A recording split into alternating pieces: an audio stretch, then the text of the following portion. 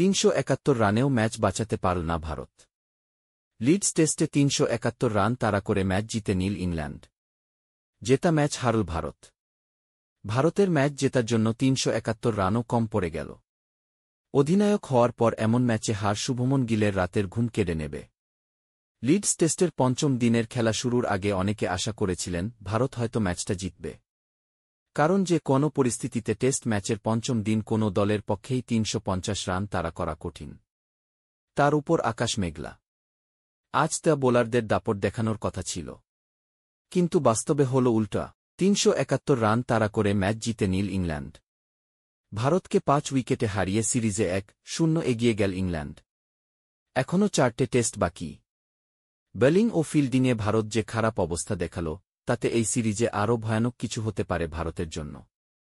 এমন অপ্রত্যাশিত হারের পর শুভমান গিল বলেছেন, মনে রাখার মতো টেস্ট ম্যাচ। আমাদের সামনে সুযোগ ছিল। ক্যাচ মিস, লোয়ার অর্ডারের রান না পাওয়া আমাদের ভুগিয়েছে। চতুর্থ দিন আমরা ভেবেছিলাম ওদের 430 রানের টার্গেট দিতে পারব। কিন্তু মাত্র 25 রানে আমাদের শেষের উইকেট সব পড়ে যায়। আজও আমরা ভেবেছিলাম জয়ের সুযোগ আছে।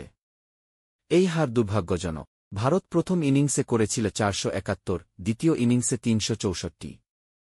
ইংল্যান্ড প্রথম ইনিংসে 465, দ্বিতীয় ইনিংসে 373 5 উইকেটে। বিফলে গেল 5টি শতরান, বিফলে গেল বুমরার 5 উইকেট। দ্বিতীয় টেস্ট শুরু হবে 2 জুলাই থেকে বার্মিংহামে। আজকের মতো এখানেই সমাপ্তি। দেখা হবে নেক্সট ভিডিওতে। সবাই ভালো থাকো। আর চ্যানেলটি সাবস্ক্রাইব করবেন। ধন্যবাদ।